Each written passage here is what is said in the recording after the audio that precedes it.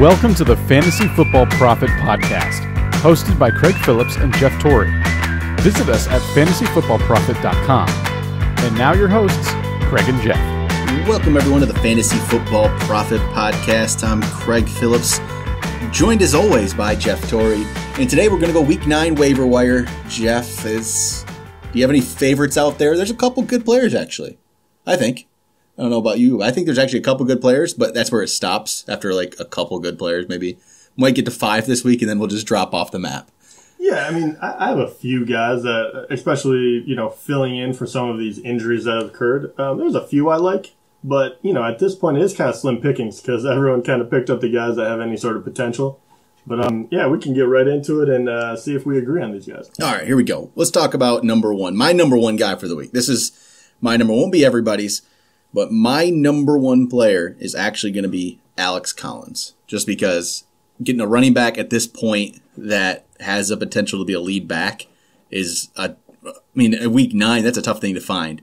And he looked really good last week. And when somebody looks that good, why not give him the ball more? And I think they're going to do that over there in Baltimore.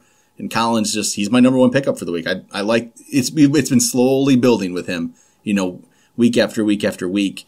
We've been seeing, a little bit more work. His yards per carry was about tops in the league already before this past week. And then he finally, with volume, let's see, you were kind of worried maybe it would go down, but 18 carries, 113 yards. It's pretty impressive. Just no touchdowns yet in the year. I guess that's the downfall. I don't know what you think about Collins here. No, actually, I like him. And he was kind of trapped, before this, he was trapped on the Seattle team, kind of, convoluted backfield. And he was a very productive runner in college, so it's kind of one of those physical guys that I wanted to see. And he just happens to go to a place where they really need someone. And, he's just outperformed everyone else. And that's coming from, some guys that we kept. It's like every 2 weeks they would throw a different running back at us, and you would have to decide if he was going to be the one. I think Alex Collins is the one that's going to stick. And even before this, since week 3, he's been playable. So all of a sudden he finally breaks 100 yards. They give him the ball the most he's ever seen, 18 times. I like it. The only bad thing about him is he's about to have a bye week at, week 10. But, after that, he hits Green Bay, Houston, Detroit. Not the worst guys to play. So I really do. I think you're right on the money. I think this is the one you have to go big on, or one of them that you could go big on in order to try to seal up that roster, especially going into the home stretch here. Yeah, and I think he's clearly looks like he's a better every down running back than Buck Allen is. Buck Allen's still going to get a lot of work, though, so you have to watch that. And Terrence West, if he comes back here from injury soon, you got to watch that a little bit. So don't go too crazy, I guess. But I think he's got the backfield at this point. So I feel decently comfortable with it. Not thinking he's going to be amazing, but I kind of like the pickup. So my next player, I'm going to go with my top wide receiver of the week, and I think this one's probably going to be pretty clear as well. Again, this guy's not going to be out there in everybody's league, but he's only owned in 29.1% of ESPN leagues this time, and it's Juju SmithSchuster. Yeah. What a game there when he actually got an opportunity, a real opportunity. Even before this, he had 3 touchdowns in 7 games without really getting any kind of featured role. And Bryant's inactive. Juju gets all the work here. 7 catches, 193 and a touchdown. So if you're in need of a wide receiver at this point, I would spend a lot probably on him because that's a really good offense. It could be a really good offense. At this point, I kind of consider him what we thought Martavis Bryant should have been. This is, he's kind of stepped into that role. And we always had Martavis Bryant as a top 25 receiver every week. We thought that's what he was going to be. So why can't Smith-Schuster be that? I think. Yeah. He's in a great position like we thought Bryant would be in. But, he's across from Antonio Brown, who's just going to get all of the attention from the defense. He looked good. He's a stud coming out of college. He kind of fits the profile, especially for Pittsburgh. And, yeah, he had one huge play, 97 yards for a touchdown. That is a giant chunk of it. But even without that, he almost goes 100 yards. And this wasn't out of just 3 catches. So I really liked him. And especially if the Bryant news and them being so, it feels like they're just kind of distant from him right now. Yep. He's gonna stick there. So there's no reason not to pick him up and kind of just assume he is going to be their number 2 for a while. Yeah, I was starting to think before this week happened, a lot of people had dropped Martavis, and I was going to say, okay, maybe pick him up as a flyer, but I don't think there's anything there for Martavis. Like, if he's dropped in your league, just leave him there. Just don't even worry about it. And this was, it's pretty abrupt, right? I mean, the Juju Smith-Schuster love is going to be, right now, it's going to be huge. You're going to have to pay a lot to get him. And it's just one of those guys that's very difficult to see how quickly he was going to come around. The only teams I have him on were dynasty teams, which, you can keep young guys and see how they progress. So, you're going to have to pay for him. But I think he's going to pay off. I think he's one of the few here that can become a viable option come playoff time. All right, and to me, that's already, like, those are 1 and 2 each of their position, or, number 1 at each position, and that's kind of, to me, where the list kind of starts to drop off already. There's some good players after that, but I think those two are the clear, to me, they're the clear top 2. I would agree with you there. And the rest of these guys are solid and definitely can get you through some bye weeks. So I'll throw out Dion Lewis. He's been getting a lot of work for the Patriots. This isn't a flashy pick at all, but he's been getting the most amount of carries. He's getting double-digit carries. That's the big thing. But as we've talked about before, it's a 4-headed backfield at this point. Yeah. That's the big worry. But if you need a fill-in, he's at 49.1%, so he barely makes the list. But the last 3 weeks, his carries have gone 11, 13, 15. I mean, if you're getting 15 carries, that's pretty good, especially in the Patriots backfield. But we all know that could switch next week. And if Burkhead's getting healthy, maybe they like him more. So, but this is, he's on a bye this week and then Denver, so that might not be a great pick, but he's just kind of watch for him. I'm not going to go too crazy recommending it. And then my favorite player, probably, on the waiver wire, it's Marlon Mack. I was waiting for his name to come Marlon Mack. I love Marlon Mack. Yeah, and now, who knows? I mean, the deadline is approaching very, very quickly, but there, speculation. Frank Gore chatter. First of all, who's trading for Gore right now? I mean, I have nothing. I like Gore, but at this point, like, it would have to be a playoff team that desperately needs a running back. Seattle?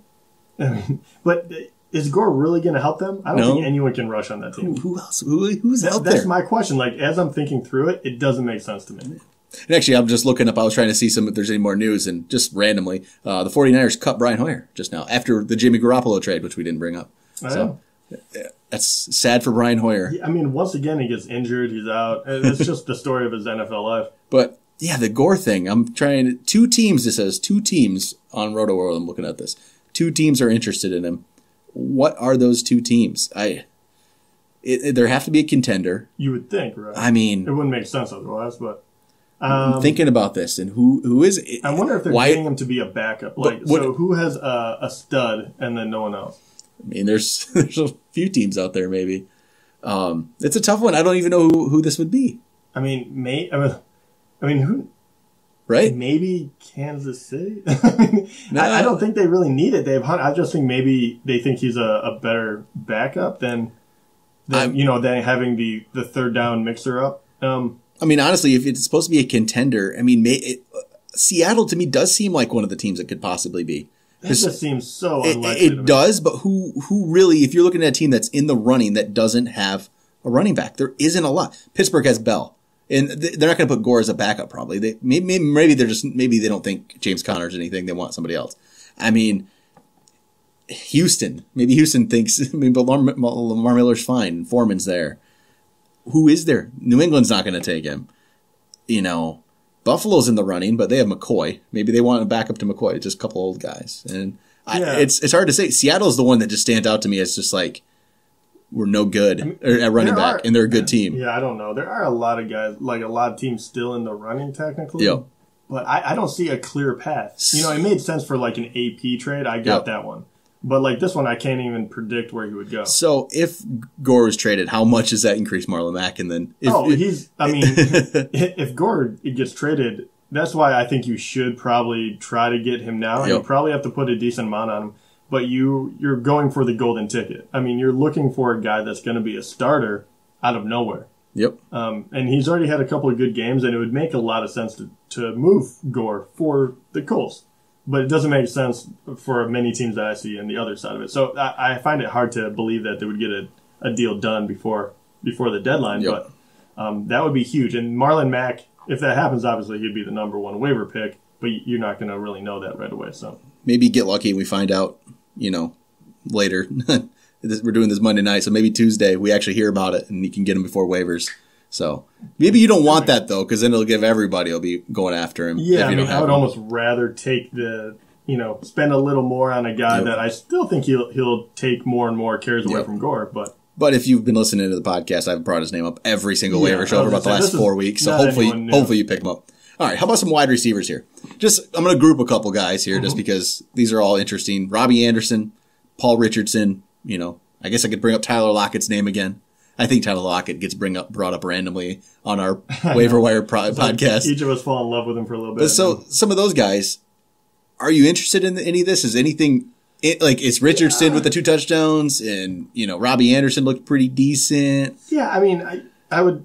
It's one of those guys. I'm not going to be in love with any of them, but I think all of them definitely have the potential to have a good enough week to start in this crazy bye week kind of situation. Yep. Right now, the one that because McCown is playing so well, Robbie Anderson is actually kind of pulling on my heartstrings a little more. I'm really leaning towards him compared to the other two. I think Richardson is.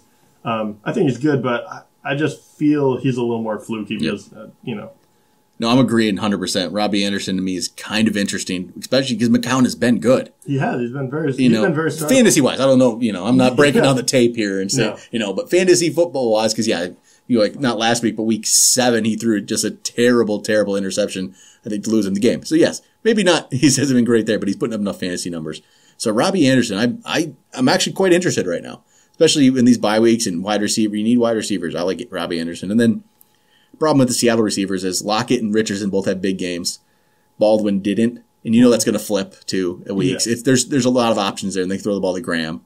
So, but then again, they can't run the ball, so they might just have to keep passing it. So, they're decent options. There's nothing wrong with them. I do like them. It's just I think Anderson's a little safer, maybe. Mm-hmm. All right, some other players here. I'm going to throw out Corey Davis. Okay. And I think Corey Davis is safer, but I'll just pair him with Ross. Okay, yep, both of them. Both coming off injury, both rookies. We don't really know what to expect, but both of them are very, the pedigree is out of this world. Yep. Both of them were studs in college, and both should be able to return and have a decent amount of work right away. Yep. So I think they're a little riskier than some of the other ones you can do because you don't know how long that injury is going to take to shake off the rust. But it's hard not to get a little excited about those guys. We might as well just throw Mike Williams there. He's been playing for 3. He's been played for 3 weeks now. I think they're really just easing him into things. Mm-hmm. He has a bye week this week, and the problem is he comes back and plays Jacksonville, who's just been dominant and defensively. Yeah, there's one more game. It's still it's something that maybe by week 13 against Cleveland, he's ready for 1 week. Now. Yeah. So the truth about that offense too is even I love Keenan Allen and I love a lot of these guys, but no one has really established themselves as a go-to guy. So there's still opportunity for him to go in, and that's what I was worried about this late. And you can say the same thing for Corey Davis, really. I really feel like one of these 3 guys is going to break out sort of before the end of this year. There's to me, it's hard to believe 3 top 10 wide receiver picks who've all been hurt, which is ridiculous. I bring this up all the time, but one of them has to do something, right? I know. Right? It just has to. Yeah. And I actually do have 2 more wide receivers. Let me know how you feel about them. I already know you're probably going to hate one. But you do have to admit, Kenny Stills, I hate Miami, but Kenny Stills has put together 3 solid weeks. He really has. And compared to picking up one of these guys that has been injured, what do you think about him? Have you had any love for him whatsoever? If there was no Devante Parker, I'd have more. I just wonder how that's going to play when Parker's fully healthy and out there. But then again, he's done some of this with Matt Moore. Cutler's back. It might be different. I don't know, but it's been interesting. He's been pretty good. You can't deny that. It's these last 3 weeks. If he could continue that, I do like him. And again, I wouldn't mind adding him on my team. And I actually played him last week in one of our leagues. Oh, did you? Oh, I in the league. I played him. He was on my actual roster. I had enough trust in him, which he didn't do too much, but he was decent. So I think he's a decent enough play, especially with bye weeks, as we say. So I just wonder if, that offense is just so bad. That's my worry. But you look at their upcoming schedule, and this is not me overhyping Kenny Stills. I really do think he's more of a bye week guy. But at the same time, he's about to hit Oakland, Carolina, Tampa Bay, New England, Denver, which would be terrible, and then New England again, which New England kind of got their stuff together, but Tampa Bay has been in flux. Carolina is up and down. You know what I mean? So it's not the worst schedule I've ever seen either, compared to who we just talked about, Corey Davis, who's about to hit the Jacksonville juggernaut and been hurt. Yep. So I think he might be a safer option if you're looking to fill in that bye week. And then the other one, Josh Doxson. Yeah. and you have to bring his name up because he hasn't gotten where he needs to be, but he is getting a lot more work, and you can see that the talent is there. So are you thinking that maybe this year he's going to finally get his feet under him, or are you thinking this is just his first year and he's got to progress still? I still would like to throw him on my bench because I still think he's another guy. I think one of these young receivers are going to break out. Yeah, it's going to happen, and I don't just know which one, but Doxson's had 3 touchdowns this year, and they've all come in games where he's only had 1 catch. So if he ever started getting a little more targets, it'd be interesting. He dropped could have been a nice deep ball on Sunday. It would have been, with that, it would have been much better day. But I do like him yet as a speculative ad. He did, draw pass interference in the end zone. So his deep threat ability is already there. And, they're kind of in desperate need of that with Pryor kind of being a bust. So, I just like his potential. But if we had to rank him, because obviously you think Smith-Schuster is number 1, right? Yep. Okay. After that, though, all of the 3 young guys we talked about, Robbie Anderson, Kenny Stills, on top of that, and Josh Doxson, which one of those guys, or say 2, which 2 would you lean towards above all the other ones? And you were going to play them probably the next couple weeks. If you need to play somebody, I'm going to go Robbie Anderson as my top, my top pick. If you're in need of playing somebody, go like Robbie Anderson, probably Kenny Stills. Those would be like the top 2, and then more of the. If you don't really need to play these guys, you just need to throw somebody to your bench and hope somebody hits. Then I think you just go for the Corey Davis and the Josh Doxson type players. Which one would you be leaning towards? Me personally, I like Robbie Anderson. What about the young guys, like the ones that Corey you think Davis? Could break Corey up? Davis. I'm going to put Corey Davis because 5th pick in the draft. I mean, I think the guy. I'd probably go Corey Davis. I think that's where the pick is, and. I think there's a good chance he can do something here. And nobody in that Tennessee offense has stood out. So why can't he? Decker's not done much. Rashard Matthews is just nothing special. Yeah. So why can't Davis be good? Yeah, and I hate to go back to the very first game, but it just kind of showed he had no problem stepping on the NFL field and doing well. His very first game, the only game he really played, 6 receptions for almost 70 yards, right off the bat. I think that's a pretty good sign of what can come if he's healthy. Yep, I agree. And then I kind of still am interested in Paul Richardson. Actually, I'm got to watch him a little bit more. But I think there's something, I don't know. Maybe the fact that I think Seattle just has to throw the ball so much. I was going to say, if they keep throwing it like they are, one of those guys is going to. But I do have to bring up one last guy that you kind of hyped.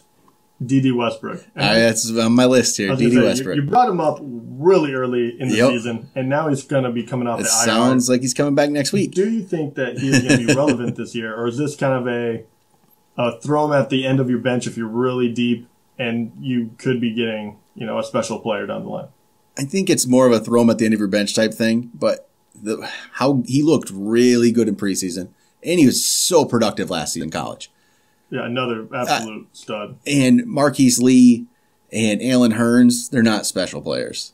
So maybe Westbrook is. I think there's a good chance here of something. And the schedule is not terrible. I mean, it's Cincinnati, Chargers, then Cleveland. That's not a tough schedule to come back to. Then he does have the Arizona game, which is a little tougher, but then Indianapolis. Yeah. There could be something here. I'm really excited to see if he gets out there and if they actually decide to throw the ball to him next week. All right, Question. You take a chance on Dede Westbrook, or would you rather take a chance on John Ross? Honestly, I think I'm going Dede Westbrook, as weird as it is. I actually do have Dede Westbrook on my roster. So. Yeah. Okay, so not Ross. Say him or what's another young guy here? Williams. I'm going Dede over Mike Williams. It's crazy to say. What about Doxson? I'm going Dede Westbrook because I think those guys. Corey Davis. I'm going Corey Davis. Okay, but and I know it seems crazy because he's not a first round pick like those other guys. But I don't know. I think there's a potential he could actually become a number one receiver in that offense. With John Ross, there's still A.J. Green ahead of him. With Mike Williams, there's still Keenan Allen ahead of him. And there's still Travis Benjamin and Tyrell Williams out there and Hunter Henry and all those guys throw the ball. So that's kind of, and Josh Doxson, obviously he does. He has a little bit more. That's a little more interesting. It's just Crowder, which isn't really much. So it's just Dede Westbrook. I don't think if he's good, he's going to be the number one receiver there quickly. I worry more about the Bortles situation. Like they're winning with just kind of pounding the football out. So I'm worried that will limit it. Where I think some of these other teams will have to throw a little more. Yep. But it's a very interesting pick. You've been hyping him for a very long time. So I actually love to see if he's actually, if he does anything. See if he can do anything. All right. I don't really have any other players. That's kind of... No, I really don't either. I'm pretty much set now. There's some interesting plays. It's more of if you have some spot in your bench, throw some, some potential, get some lottery tickets on there. Because especially if you're past bye weeks, just get some guys that might break out. If you have a pretty set roster, pretty good team going forward, just kind of throw some guys in your bench, see what happens. I do have to ask, do you think Elliott's ever going to get suspended? Because if he does, obviously that changes the dynamic too here. Man, would you just not worry about it at this point, or are you going to take a flyer on a McFadden Morris combo? I'm probably not. If I'm a Zeke owner, I put him on my team. Get Morris, get McFadden, try to do that just so you're safe.